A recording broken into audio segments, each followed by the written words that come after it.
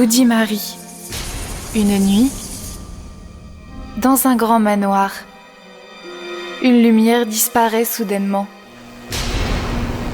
Dehors, de fortes tempêtes de vent troublent le calme. Il y avait le doux battement de pied d'une personne dans l'obscurité. Soudainement, le bruit des pas devient plus fort et plus rapide.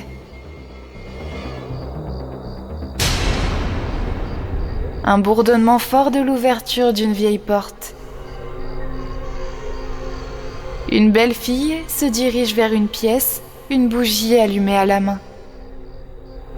Elle brûle de nombreuses bougies sur son chemin en avançant. Son visage était sinistrement silencieux.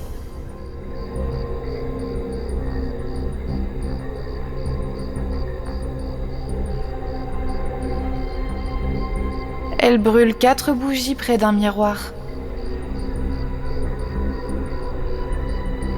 2 jeunes hommes et une jeune femme sont assis sur le canapé dans cette même pièce.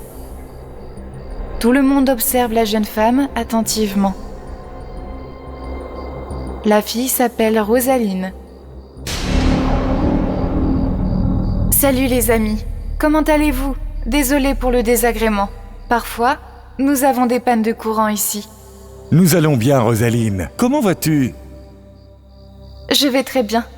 J'espère que vous n'avez pas eu de difficultés à venir jusqu'ici.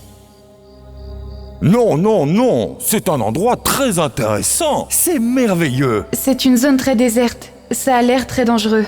Il semble que beaucoup d'animaux sauvages vivent ici aussi. Rosaline, tu n'as pas peur ici? Avant, oui, mais plus maintenant. Maintenant, je me suis adaptée à tout. Le bruit des animaux sauvages m'apaise aussi maintenant. À ce moment-là, des animaux sauvages lancent des bruits terribles de la forêt. Y a-t-il des fantômes et des sorcières qui vivent ici aussi? Quoi? Fantômes et sorcières? Je ne crois pas à ces sornettes. On dirait que vous n'avez jamais vu d'entité auparavant? Avez-vous déjà entendu parler de Bloody Mary? Oui, en effet. L'histoire de Bloody Mary est très célèbre et tout le monde la connaît.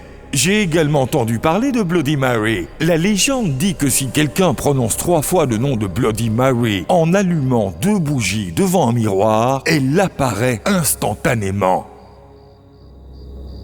Il ne se passe rien, c'est du vent. Sarah, Bloody Mary est réelle. Elle a été une vampire très dangereuse. Les gens en Angleterre tremblent encore sous son nom. Ce sont les propos de personnes superstitieuses. Les fantômes n'existent pas dans la réalité. Les gens ont juste inventé des histoires. Je ne croirais que si je voyais vraiment un fantôme en personne. Tu croiras un jour. Après avoir dîné, Sarah et Rosaline vont dormir dans une chambre. Leurs 2 amis dormaient dans une autre pièce. Rosaline et Sarah n'arrivaient pas à dormir. Sarah, je vois que tu n'as pas sommeil. Alors pourquoi ne pas appeler Bloody Mary? Elle est imaginaire. Alors comment pourrait-elle apparaître? Si elle vous intéresse tant, alors vous pouvez l'invoquer. En disant cela, Rosaline alla sur la terrasse, pendant que Sarah attendait seule dans la chambre. Le bruit des animaux sauvages retentissait à nouveau. Sarah se réveille et s'approche du miroir. Elle pose son regard sur la bougie allumée. Elle regardait autour d'elle sans arrêt. Soudainement, une pensée lui vint à l'esprit, alors qu'elle était assise devant le miroir et continuait à réfléchir. « Bloody Mary! Bloody Mary !» Elle garda le silence pendant un moment et continua à regarder autour d'elle. Un léger tintement retentit. Certains ustensiles tombaient soudainement et le bruit résonnait de façon obsédante dans la chambre. Ses yeux étaient fixés là-dessus. Elle sentit la présence de quelqu'un approcher. Tout à coup, un chat surgit et sortit de la pièce en courant aussi vite que possible. Sarah soupira de soulagement et garda le silence quelques instants. « Bloody Mary !» Il régnait un silence ambiant. Sarah souriait légèrement en toute confiance. Tout était silencieux pour un bon moment. Les bruits d'animaux sauvages ne cessaient de se succéder. Il y eut de nouveaux doux tintements. Sarah avait l'impression que Rosaline descendait les escaliers. Mais à nouveau, le silence se fit entendre. Au bout d'un moment, les bruits des chauves-souris et des hiboux retentissaient. Rien ne s'est passé après ça. Sarah a compris que les histoires sur Bloody Mary sont des inventions. Mais qu'est-ce que c'est ? Soudainement, le miroir se mit à trembler. Des voix surnaturelles sortaient du miroir. Sarah tremblait d'effroi. Elle voulait crier, mais elle était incapable de se faire entendre. Seule, elle avait de plus en plus peur. Elle vit un visage horrible apparaître dans le miroir. 2 mains répugnantes se dirigeaient vers sa gorge.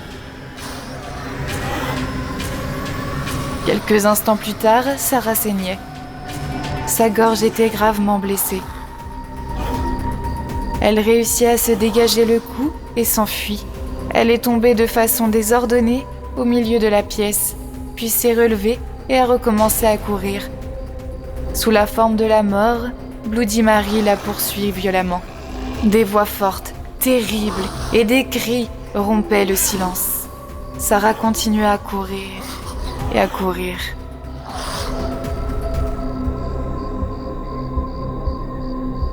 Par peur, elle se précipite dans une pièce et verrouille la porte de l'intérieur. Là, elle s'est évanouie. La porte de sa chambre résonnait bruyamment et le bruit devenait plus fort, et à chaque seconde qui passait. On aurait dit que quelqu'un essayait d'enfoncer la porte. Des cris terribles provenaient de l'extérieur, dans le couloir. Il risquait maintenant de se passer quelque chose de dangereux.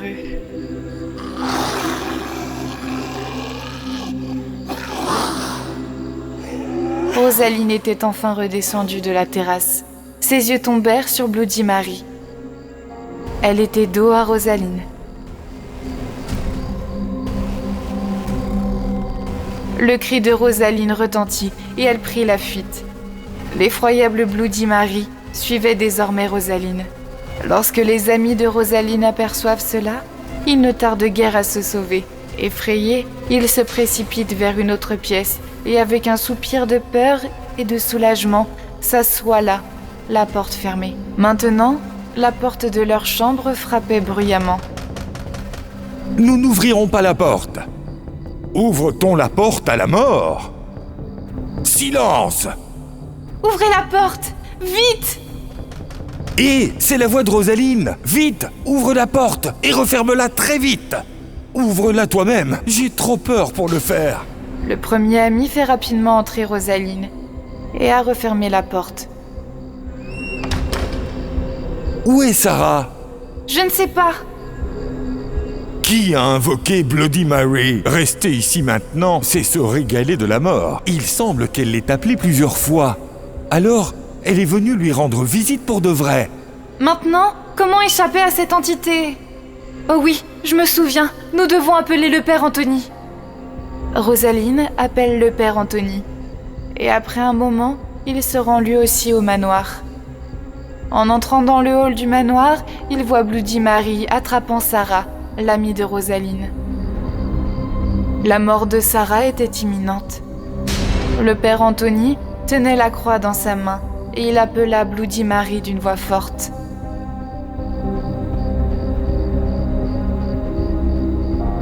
Je t'ordonne d'arrêter Bloody Mary. Laisse Sarah, elle ne t'a rien fait. Laisse-la et recule.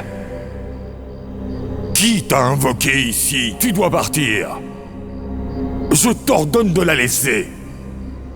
En entendant cela, Bloody Mary laissa Sarah et sortit des voix horribles.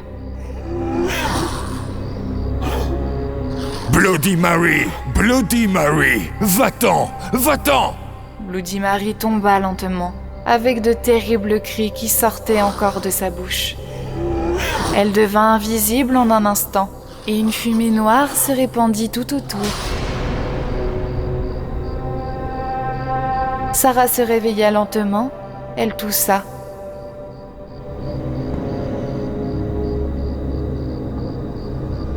Et s'accrocha à Rosaline.